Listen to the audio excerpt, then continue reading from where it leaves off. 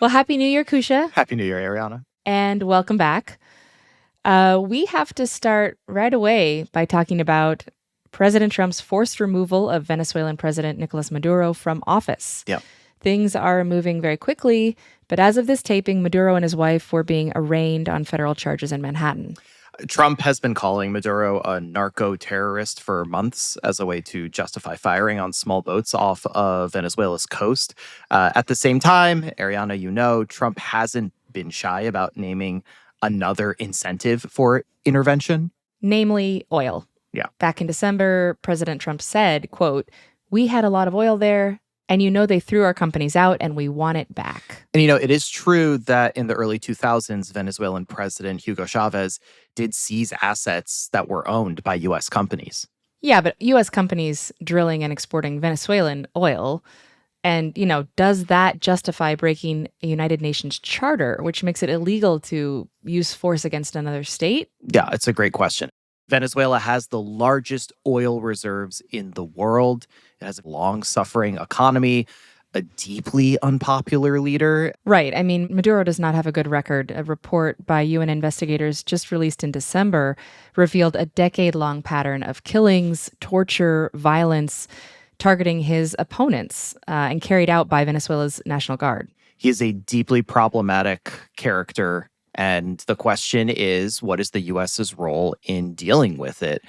And we see history repeating itself in a lot of ways. I mean, on a personal note, I was born in Iran, which is a country that experienced U.S. intervention because of oil. I was a teenager during the Iraq War, which many of our listeners also lived through, which itself was caused by oil. And now we see Venezuela. It is difficult to watch these interventionist policies because so much destruction happens as a result. Yeah, and it's hard to say how much this will actually affect oil prices for Americans or anyone else. Oil is a global commodity traded on big international markets. Venezuela contributes, I think, around 1% of the world's oil supply, so not very much at present. And from the perspective of U.S. companies, I mean, the prices of oil are low right now. And so putting a lot of money into establishing new supply isn't worth it. And to try to set up new operations or reestablish operations in Venezuela, it's a time-consuming and expensive prospect. And the long path to innovation is also at the tip of my mind, especially as it relates to this show, because oil and climate do go hand in hand. And pushing for renewable energy means pushing for new pathways to peace. What would the world look like if the incentive to use military intervention to access oil just didn't exist anymore? Great question. And we'll be talking about that more in the coming weeks. For now, we're going to get on with today's show. I'm Ariana Brocious. I'm Kusha Navidar. And this is Climate One. Kusha, a couple years ago, I remember seeing a map of the U.S. It was in some newspaper or magazine, and it highlighted and ranked the climate risks by region. So, on the coast, it was like sea level rise. Inland, there was drought, wildfire risk, flooding, you name it. And I also remember that basically there was no part of the map that was untouched by some kind of risk. In this show, we don't just talk to people in California about this. We talk to people in Wyoming and New York and Florida. And it feels like that map kind of expands each season. I think it is. I think it is expanding. Humans have always been at the mercy of Mother Nature when it comes to extreme weather, but the changes that we've caused by burning fossil fuels and warming the atmosphere is making these kinds of disasters more common and more severe and sometimes more deadly. And even if you're someone who's been lucky enough to have avoided being directly affected by one of these unnatural disasters, there is still, of course, the heartache for the people who have experienced it. Yeah, that's why I was immediately interested when we were approached by our friends at the environmental news organization Grist about sharing their reporting on something that I think a lot of us don't think about very often, the recovery process after a disaster. There is an entire economy built around disaster recovery. And today we're going to pull back the curtain a bit on how that economy works, who gets sent to clean up, and those who see it as an opportunity for profit. And how we can better prepare ourselves and our communities for resilience before extreme weather hits. Nearly a year ago, fires devastated parts of Los Angeles, especially Altadena and the Pacific Palisades. The fires spread at breathtaking speed, fueled by high winds and dry conditions. In the weeks after, I talked with Haley Geller, a photo stylist and brand new mother who experienced the fires firsthand. We were all at home and the wind was just so scary, howling like crazy outside. And this house that we rented is pretty old. So, our windows were rattling. The door actually blew open to our laundry room. Our outdoor sofa flew across the yard. It was really, really scary. Just the wind was really scary. But we decided to hunker down and, it's scary, but we're inside and it's fine. And then around maybe like 7 p.m., I walked outside to get something from the car. And I was being blown right and left. It was crazy. And as I walk up to the car, I look up. We're right at the base of these beautiful foothills of Eaton Canyon. We live on Eaton Drive. And I look up at our foothills, and right at the Edison transmission power lines, there was a fire. I ran back inside. I told my husband, there's a fire. We got to pack up and go now. And so we pretty frantically threw a whole bunch of stuff in suitcases, and that couldn't have taken us very long. We didn't have a ton of stuff. And by the time we were done with that, our house was already filled with smoke. And then when we got outside to load up the car, there was ash raining down already. So it was only a half an hour later, maybe, that our house was full of smoke. All sorts of stuff was blowing in under our door and in all of our windows. So we were like, we got to get out of here. Now we wrapped up the baby in his car seat. We covered him up, ran to the car, and we were out of there. Geller and her family ended up relocating several times, first to a friend's house, then her mother-in-law's house in Las Vegas, and finally her parents' house in the Bay Area. I spoke with her in December to hear how her life has changed since the fire. Man, we are doing well. So much has changed, though. Our life is nothing like it was a year ago. A year ago, we had just had a baby. I think he was 6 weeks old at the time. And we had this lovely little house in this lovely little neighborhood in Pasadena. And I was working as a stylist, and my husband was working as an actor. And now we live in the Bay Area. My husband is not really working as an actor anymore. He had to get another job just because the industry isn't what it is in LA. Right. So he's had to do this career pivot, which has been really tough. I've had to do a career pivot. I mean, I'm still working as a photo stylist, but I left behind dozens of clients in LA. Mm-hmm. We have community here, and we do feel really lucky through this whole awful experience that we had another home to come home to, Your house didn't burn down in the fire, but it suffered a lot of damage. Why didn't you want to go back there and renovate or clean up the house you had? Yeah, so we did hire some, they were like environmental disaster cleaners, but the smoke was just soaked into absolutely everything. Ash and debris blew in under the doorways and windows. It felt like the fire really made its way into our home, even though it didn't burn down.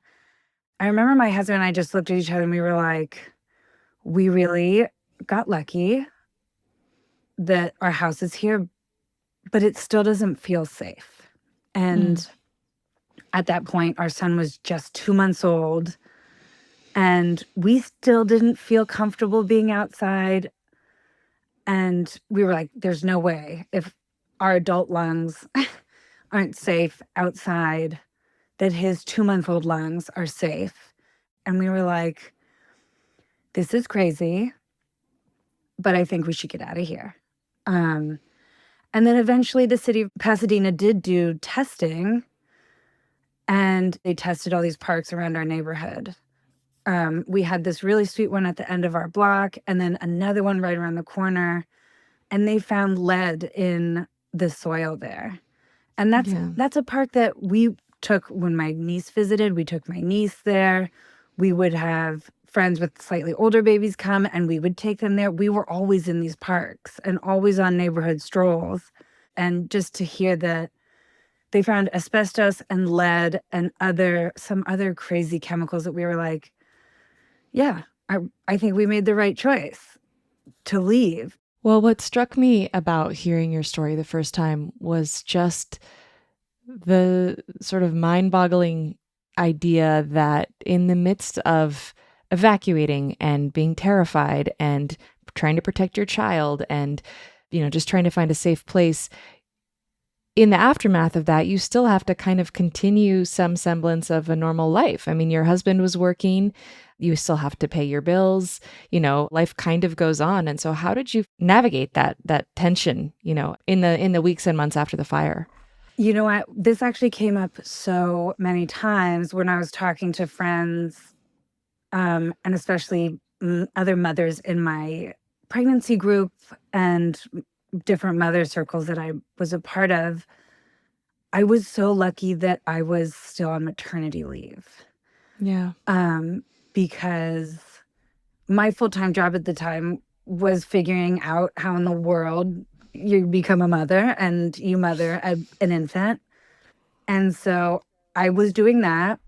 And then this became my like sole purpose. I was like, I'm figuring this out. But But even that's so much to be a new mother. it was enormous. Yeah. It was insane. But can you imagine somebody who also has to go to work? Like as if there wasn't just this insane environmental disaster. Like, and people did. I think photography studios shut down for like a week. And then people were just like, okay, come on back. And we were like, what? I still can't wrap my head around that, because even I have friends living in Pasadena who were just like, yeah, we already have to go back to work. And I mean, they all stayed and that was what they could do. Yeah. And so now you're living in the Bay Area, as you said, and you're in a new house, a new place. What's it been like just settling in again? Yeah, thank goodness for the family and community here. It's still such an adjustment. It's wonderful to be here. We're very, very lucky. But we evacuated to my parents' house first. So we were there for a long time, and living with your parents as a 37-year-old married woman with a baby, it was very tricky. But then we had to move again into our own space. Right. Even just today, my husband and I were talking about how crazy this is. And, our son just turned a year, and we had some reflection over that. What were we up to a year ago? And we just like had a moment where we were like, man, we're very lucky to be here now, but that was insane. And that was really hard. And we've been back to LA a couple times since. My sister still lives there, and we still have so much community down there. And the first time we went back, we were just so sad. I felt like we hadn't really properly mourned the life that we had there. And it took us going back there to be like, oh man, that's so sad. We like loved it here. And we loved our little house and our neighborhood and our friends and our careers. And that's so sad. Yeah. Yeah. What do you think other people should know who might go through something like this? Because it's becoming increasingly common that, climate disasters are hitting more parts of the country with more frequency. Man, I think I want to be really careful, because for my family, the right decision was to leave. And I want to acknowledge that comes from a crazy place of privilege, that we could just like hightail it out of there. That's so not possible. Even friends of ours that had a baby the same age as ours right down our street, they were like, we don't have anywhere to go. So Do whatever is right for your family. It doesn't matter how crazy it sounds. Do whatever makes sense and keep yourself safe, because, maybe we would have been fine to stay, but we also might not have been. And I think for us, that was enough Yeah. of a reason to get out of there. Well, I'm happy to hear that your family is resettled, as difficult as it's been, and thank you so much for providing an update and sharing your story with us. Yeah, thank you. Geller's story isn't unique. More disasters like those she experienced happen with increasing frequency and destruction. So who comes in to clean up and restore a community? I spoke with Ayurella Horn Muller, a journalist for Grist, who profiled many of these people. Those profiles were part of a much larger series by Grist titled The Disaster Economy, inside the chaotic, lucrative world of disaster recovery. Your usual beat is food and agriculture. Your reporting for Grist's series that brought you to our eyes is mainly on the workers who make up the disaster economy. So that's different than your usual beat. What drew you to focus on them? When Grist first set out to do this package, the idea was to look at the very systems that turn recovery from a hurricane or a flood or a fire, or any number of extreme weather events, into a marketplace, right? Like, how are people profiting, people in corporations? Who are the bad actors in this story? And as a food and ag reporter, I've done a lot of coverage of labor rights. So this question came up pretty early in the conceptualization of this, which was who responds after a disaster? What is the network that floods in to do that work? Who is that? And I'm sure you can imagine that list is massive, and you see all types of different personnel really flood in after an extreme weather event. You have some of them that are maybe the more traditional jobs that folks are really familiar with, like emergency managers, first responders, search and rescue. You see the National Guard, the Army Corps of Engineers, FEMA workers come in, but then you also have other levels to it too that perhaps like folks don't think too much about, but they're there. They're this almost like hidden segment of the backbone of this workforce. That's the mass amounts of utility linemen that show up. These skilled tradespeople that are working to reconnect power for communities that need it. And you have debris removal workers that are clearing blocked roads and waterways. You have relief workers coming in from throughout the communities, but also across the country. And sometimes, depending on the scope of the disaster, from different parts of the world. And that list just continues to grow in the days and weeks and years that follow after a storm hits an area, in that rebuilding process. That list can include crisis counselors and environmental scientists and hazmat workers and all these different types of folks that are just coming in and devoting their time and their craft into making sure that communities have what they need to respond and rebuild. That breadth struck me as well when I was reading through your profiles. In fact, I wanted to play back clips from your conversation with one of the disaster workers that you profiled. This is Cricket Logan, a wastewater treatment plant mechanic who's based in St. Petersburg, Florida. Let's listen. When I got hired, they said, here's the deal. We have to be here. And when stuff breaks during the hurricane, if necessary, we're going to go out and fix it. It has to be running. They're like, we can do without streetlights for a couple of days, but people cannot do without their toilets. They really don't like that. I've worked through every hurricane we've had for the last 21 years. It's part of my job. And up until now, we have lived in the plant and worked through the storms. I think Helene kind of really shook a lot of people. And then the second one, Milton, they became very concerned as the storm was coming in, and they were afraid we were going to be just really flooded in the plant. And so for the first time I'm aware of in probably 50 or 60 or 70 years, we shut down the entire plant completely and jumped in our work trucks and drove downtown. And then at 3 a.m, they came in like, get back out there, you gotta get it. And so we had to be back out at work at 3 a.m. trying to figure out how to turn everything back on. We're really in a moment of nobody had seen, so I don't know what is going to happen next time. Is this idea of how climate change is kind of breaking our disaster recovery playbooks and forcing us to rewrite them something that came up with the other people you spoke with? Yeah, absolutely. And speaking, kind of first and foremost about cricket, this is a guy who spent 2 decades keeping critical infrastructure running through every hurricane. He talks about that. I've been here for 21 years in St. Petersburg, working for the city through every storm while everybody else is evacuating. He's one of the essential emergency workers that are keeping the city functioning. He knows what to do. He has this game plan. And he told me that every June he stocks a week's worth of food and clothes in his locker just as hurricane season starts, because he knows that he'll be very likely riding out storms, multiple storms at the plant throughout the season. And we're hearing him talk about like how different Helene was.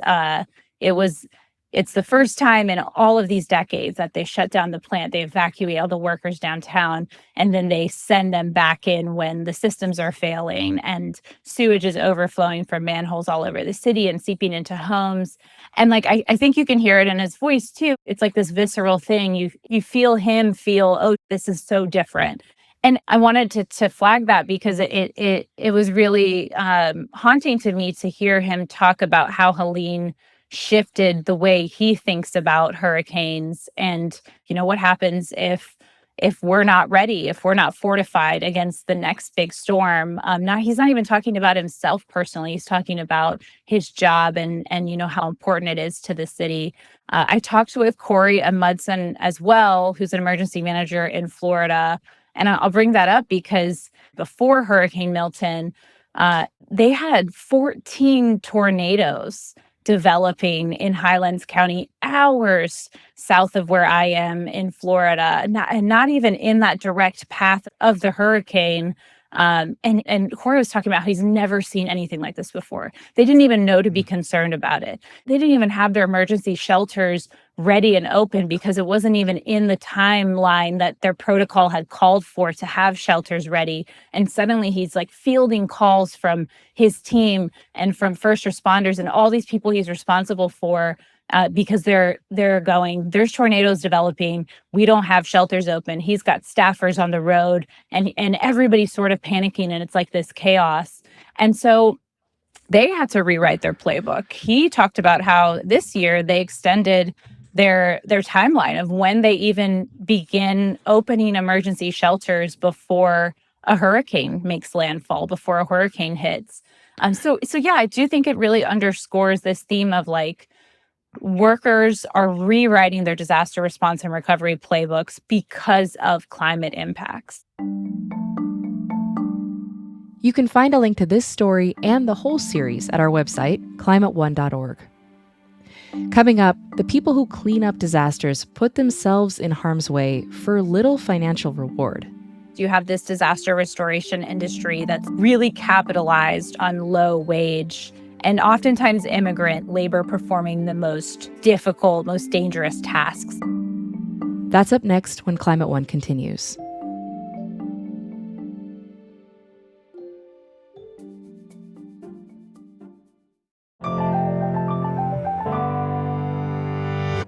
Let's continue my conversation with Ayurella Horn Muller, a staff writer for Grist, who profiled disaster recovery workers across the U.S. as part of the series, The Disaster Economy, inside the chaotic, lucrative world of disaster recovery.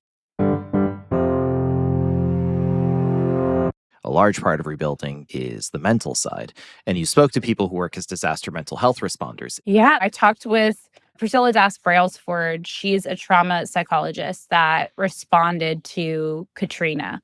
She went immediately after the hurricane, and she was there in Lafayette in this football arena.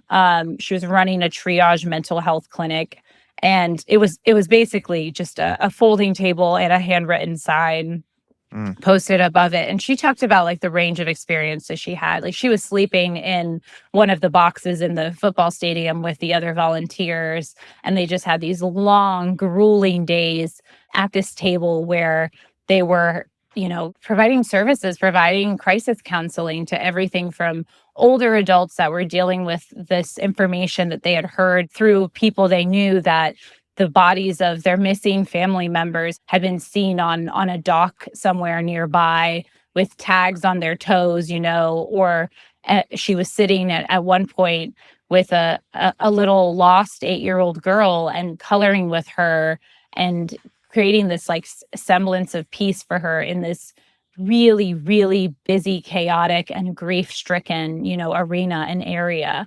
But she also talked about how after they founded that clinic, she didn't find it possible to keep doing this kind of response. She had to take a moment for herself for a while. She still works with people affected by disasters now in her private practice, but it was so fundamentally altering to her as a person to be there and to provide this crisis counseling that she almost needed her own, break from that capacity of the job. Another person that I wanted to bring up from your profile is Zach Wood, a lineman based in South Arkansas. He travels all over the country for electrical contract work when disasters hit. And he brought up the economic paradox of disaster work. What is that paradox? Yeah, Zach is very brutally honest about that, the moral kind of dynamic that utility linemen like himself grapple with. Last year, specifically, he was doing something called storm chasing, which is going across the country when a disaster hit to get the biggest possible paycheck from these bigger major disasters, working as a lineman. He described it as like him and his peers are sitting around rooting for storms to turn into category 5s, because that means more months and more storm pay. And he talked about how it sounds like really heartless and mean, but that, it's his paycheck. This is his job. It's not an easy one. It's a grueling job. Like he was last year doing 16-hour shifts on average. And that was brutal physical work, like digging holes, resetting down lines, climbing poles, clearing debris. He talked about this inherent danger of handling 10, 20,000 volts of electricity at a time, being outside in the heat and humidity and sun 16 hours a day, 7 days a week until a storm has passed. And he also brought up like the personal toll too. He talks about like how linemen know that hurricanes damage people's lives, but it's their livelihood.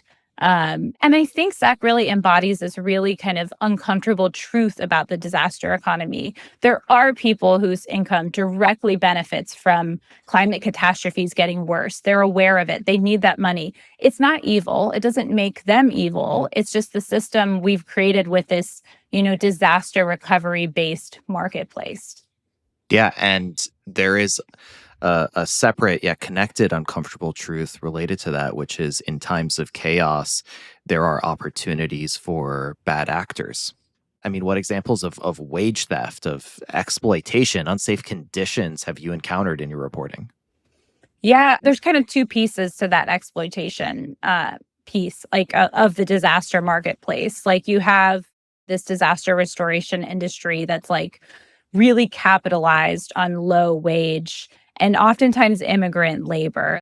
And we see these are the workers performing the most difficult, most dangerous tasks like debris cleanup, and also coming at a huge health costs, like cases of workers being exposed to really harmful toxins like mold and lead and asbestos.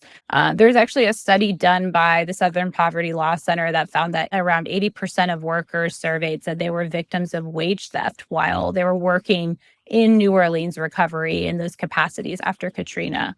80%, 80. Yes, yeah. Wow. And we see this time and time again. There was also another study out of the University of Illinois that found that over a quarter of immigrant day laborers interviewed after Hurricane Harvey were victims of reported wage theft. We saw it after the 2017 California wildfires with workers talking about experiencing wage theft. They were getting scam payments from one company. Like the list The list It goes goes on. on. Yeah. So there's two levels, you said. That first level is exploitation of the workers, right? How would you describe the second level? I think the second level is if we're just kind of zooming out and looking at the disaster economy as itself, right? So we know that this disaster recovery and rebuilding process like costs communities tens of billions of dollars. So think like predatory contractors, fraudulent cleanup crews, price gouging, like big firms profiting from the pain of disaster. You have this dynamic where a disaster creates like immediate, desperate demand. So that's less price sensitivity. You're seeing less political pushback. You're seeing much less scrutiny. You're having governments paying premium prices because there's public pressure to do something now, right? And then that creates huge like profit opportunities.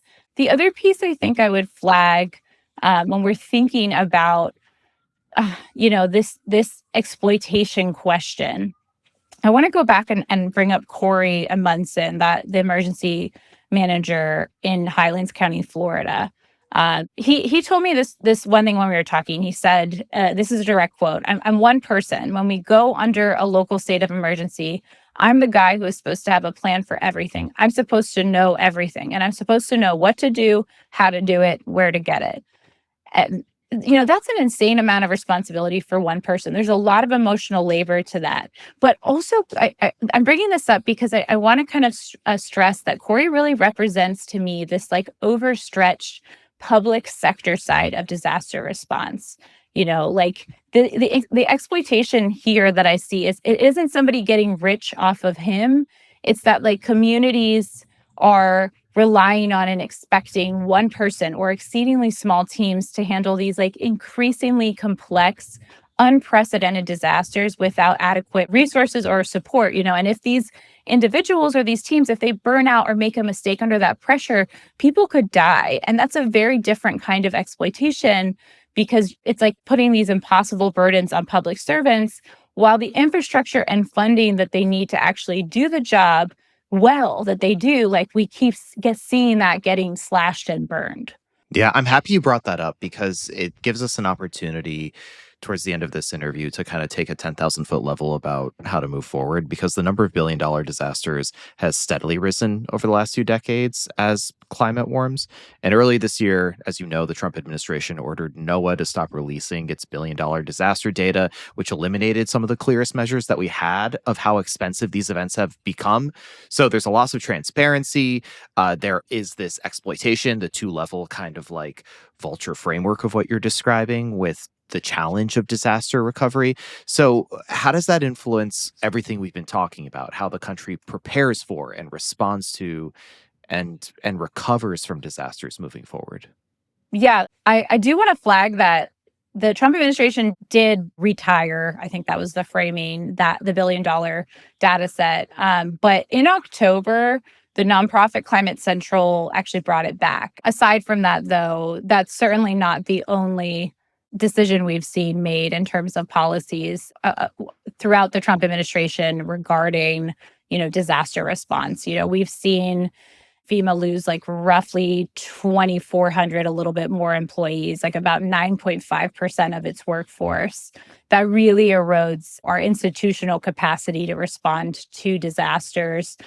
We've seen the Trump administration really like move to cut funding pots, right? Like last week, a federal judge in Massachusetts ordered the administration to restore billions of dollars in canceled FEMA disaster mitigation funding. So with this court, it was siding with around 2 dozen states that sued over these grants this summer. That's just one of these examples. The administration moving to cancel these grants, like that was a disruption that upended projects across hundreds of communities in both red and blue states. And that affected plans to improve stormwater drainage, harden power lines, like even help relocate households living in areas most vulnerable to disasters. So Ayurella, what do we do about it?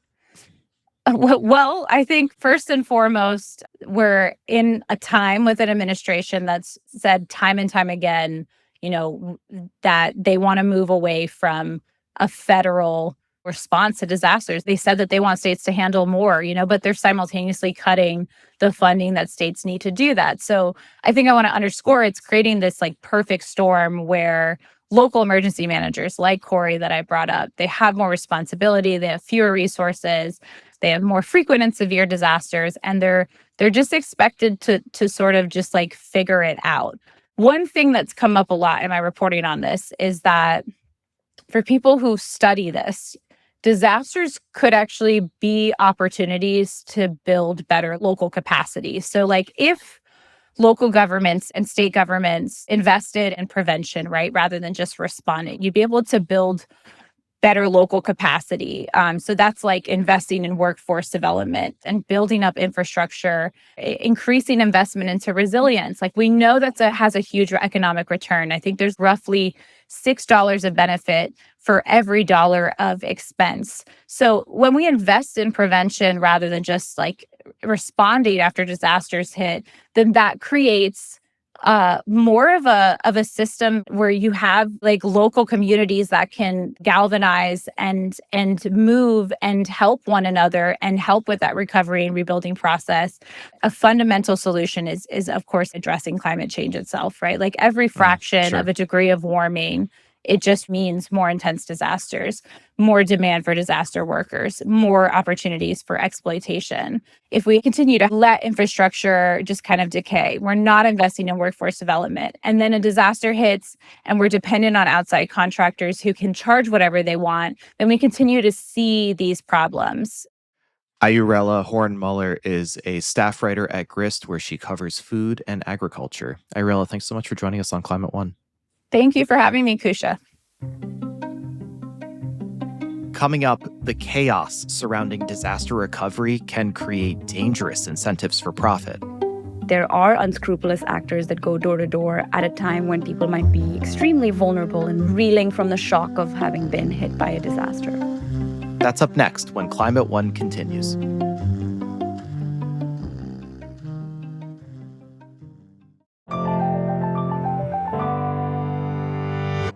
When fossil-fueled disasters strike, we see the devastation in the media and hear some of the stories from those on the ground. Then the news cycle moves on, and those areas fade from public consciousness, often because the next disaster takes center stage. But the recovery turns into a kind of economy in and of itself. And with little transparency or regulation, it can also be a place for exploitative and corrupt business practices. Naveena Sadasivam is an investigative reporter for Grist who's been uncovering these stories. You reported from Kerr County last summer in the aftermath of the devastating floods there that took at least 137 lives across central Texas. Many of the people you spoke to didn't expect the water to come up the hill so far, and I think that's how a lot of us think about the places we live. Even those of us who live in places where fire or flood or hurricanes do occur, it's really hard to imagine something might actually happen to us until it does. And I'm wondering if in your reporting, if that was a sentiment you heard from a lot of the people you talked to. I think that's exactly right. We're living in an age where we're seeing more hurricanes than ever, more wildfires than ever, but there's still this feeling, I think, among most of us that it's not going to come to my hometown. It couldn't be me. It's a thing that happens in faraway places. It happens to other people, but not necessarily me. And I think often people are surprised to find that it's their home that's burning down or their neighborhood that's been affected. And that was certainly the case with Craig Crosby, who we'll talk about a little bit today. Yeah, we'll get into his story. Before we do, I think another aspect of this that came across in the reporting from Grist is the fact that aside from simply being traumatic and dangerous, disasters are also really expensive and time-consuming to deal with, and the recovery can be a really long process. So as we're seeing more major storms, more climate instability, we're seeing more severe and frequent weather disasters. But there are other factors as well that are contributing to this crisis in terms of affordability. Can you explain a few of those of why it's so much more expensive to recover from a disaster than maybe it used to be? Well, there are so many costs that have just gone up in even just the last 5 years, right? Over the course of the pandemic, we saw inflation go up, and that now just means that everything is more expensive. So if you're trying to build your home, construction costs are just higher now. The cost of materials has gone up. The cost of labor is higher. And the cost of insurance as well has gone up over time. And so all of these really contribute to it being just very expensive to recover from disasters. Yeah. So let's talk about Craig Crosby. In your article, First Came the Fires, Then Came the Scams, you reported on what happened to a community in Southern California following the 2024 mountain fire in Camarillo. So Craig Crosby is an interesting person because he's a consumer advocate and founder of the Counterfeit Report, and still found himself in the middle of a pretty unexpected situation here. So tell us a bit about what happened to Craig. His property was damaged partially in this fire, right? That's right, exactly. So he lives in Camarillo, which is a small city in Southern California.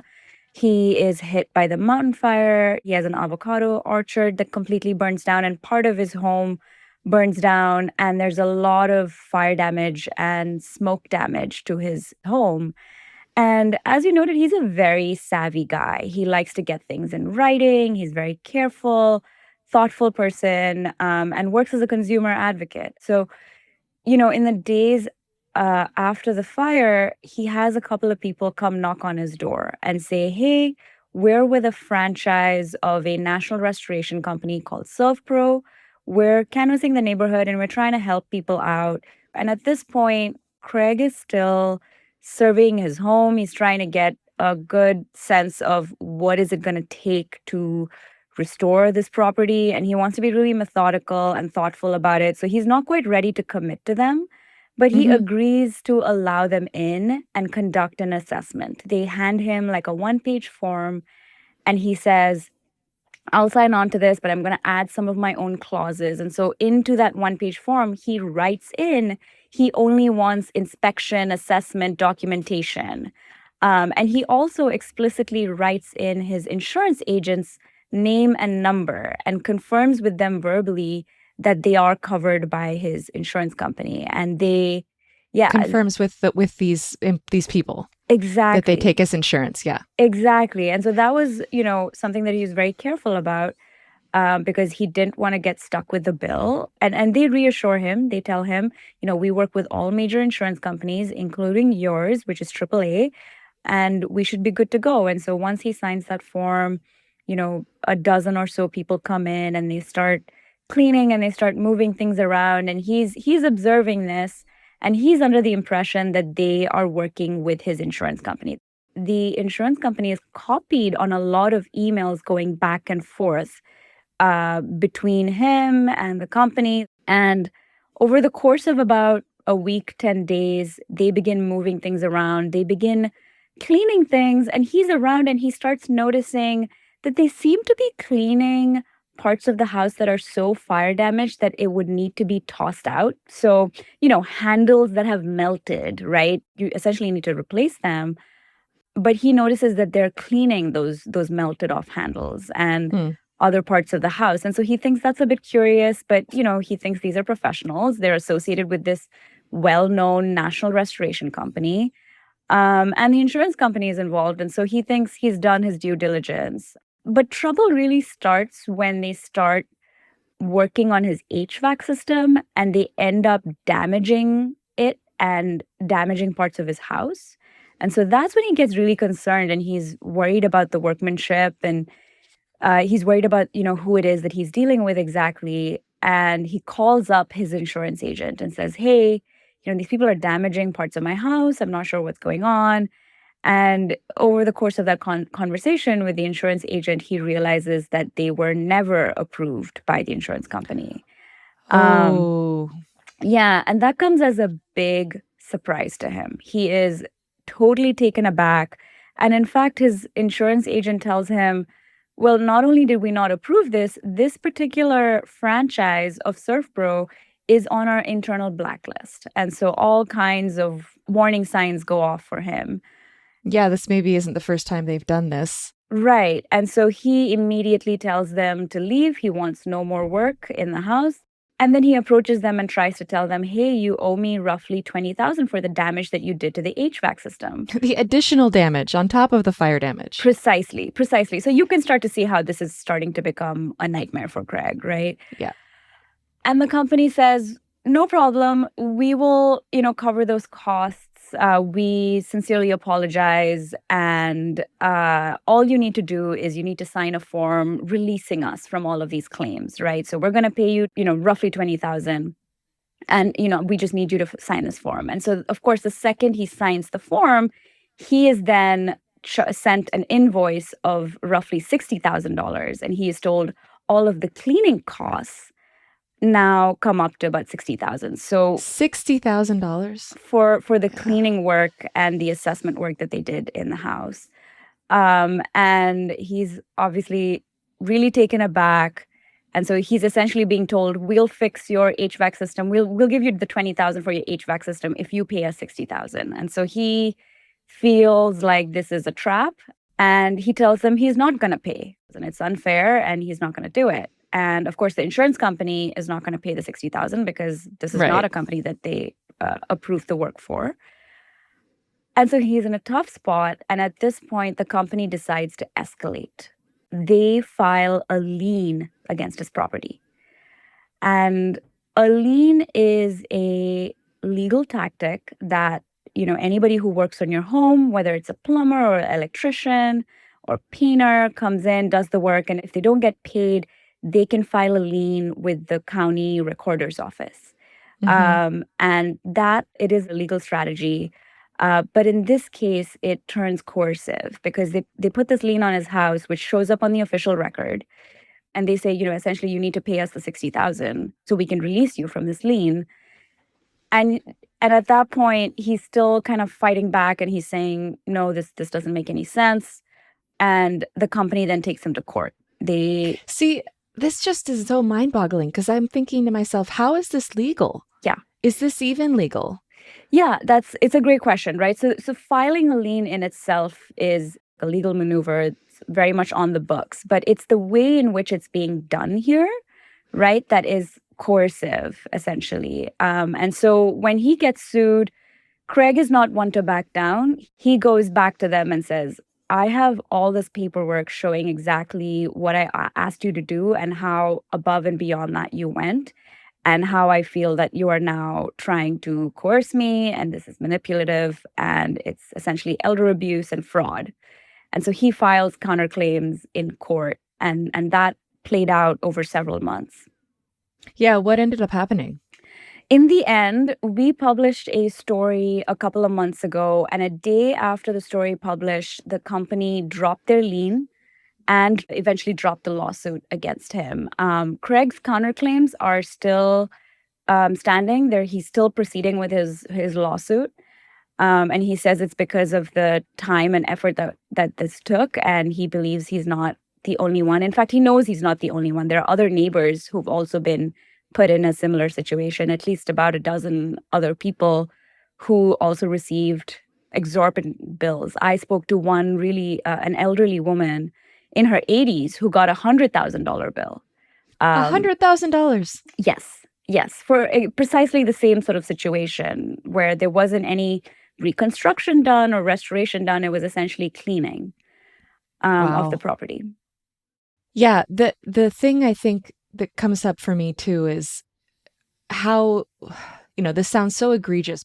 What does the company themselves say when you tried to talk to them about this practice? Yeah, I reached out to them multiple times and they declined to comment. Ultimately, their lawyer essentially said, we don't have any comment. And I reached out also to the National Restoration Company, ServPro, and they also declined to comment because of the pending litigation. But they didn't want to take responsibility for their franchisee or really speak about it at all. They didn't have anything else to add. But, what I found in my research is that this particular franchisee in Southern California isn't the only one that's gotten into trouble. ServPro of Boise, Idaho was in a similar situation a few years ago where they swooped into a town in North Carolina that had been hit by Hurricane Florence and essentially it seems like, tried to send a pretty hefty bill to condo owners who had hired them. And in that particular case, the Attorney General of North Carolina ended up intervening. And, that company also filed liens against the apartment owners, similar tactics as we saw in Southern California. Yeah. Okay. Well, that was my next question is sort of, what regulations exist to prevent this from happening? Yeah, states like California and many other states have rules on the book about folks who go door to door and make sales, or you sign an agreement with someone who comes to your door. And there are laws on the books that include what's called a rescission window, essentially that if you sign something at your doorstep, you have 3 days to void that agreement. You can essentially, turn the clock back and say, hey, I signed this under duress, or, without fully considering what this might mean. And so I just changed my mind. And as long as you do it within 3 days, you're fine to walk away from any agreements that you sign. In places like California, that window is extended to 7 days if it is happening in an area that has been hit by a disaster. And so that's an additional layer of protection that is available. And it's very much a recognition of the fact that there are unscrupulous actors that go door to door at a time when people might be, extremely vulnerable and, reeling from the shock of having been hit by a disaster.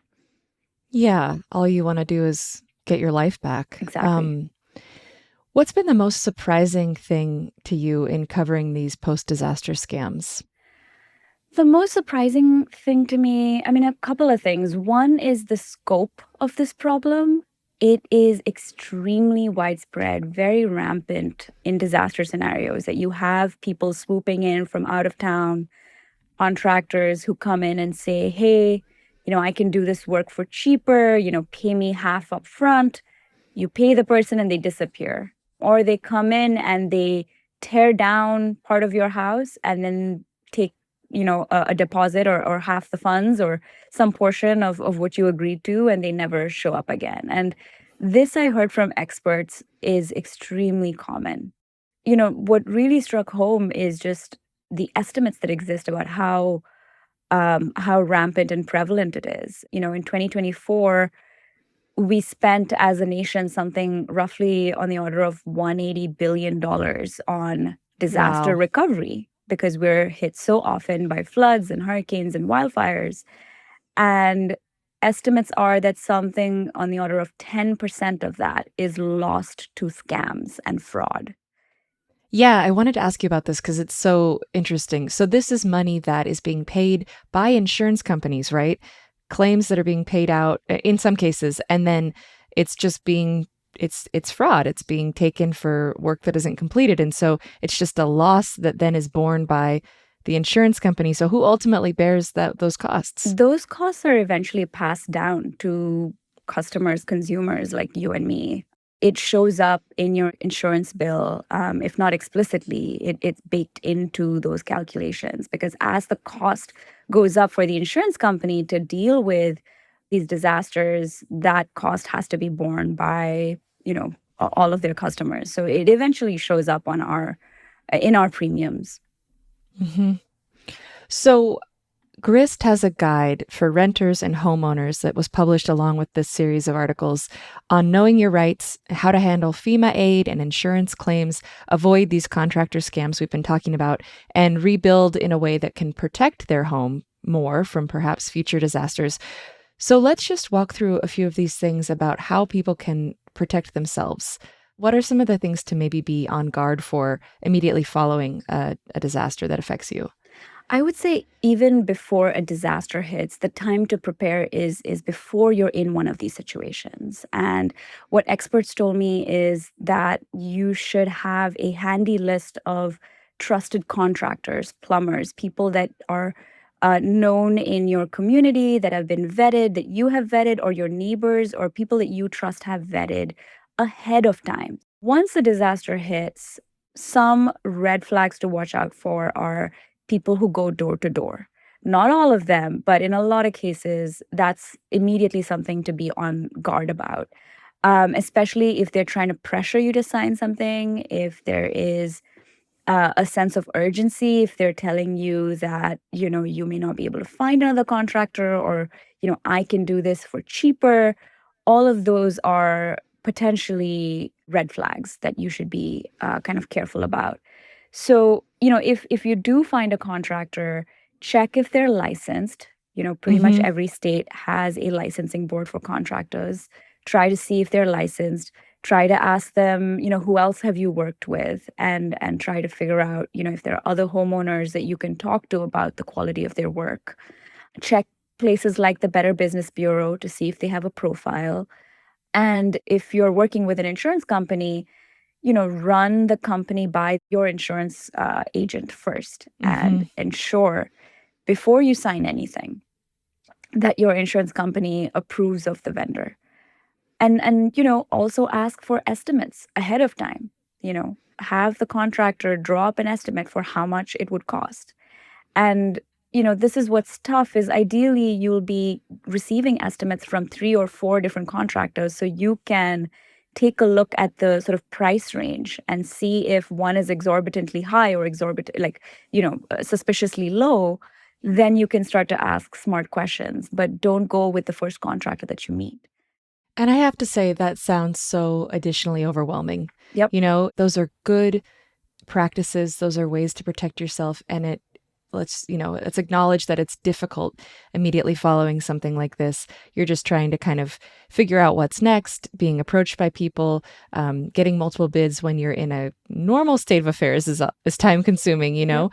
And so I think it's just something people need to be prepared for. And so doing the preparation in advance is great advice. As someone who's been reporting on this, have you taken some of these practices up yourself? Do you have your list of contractors ready?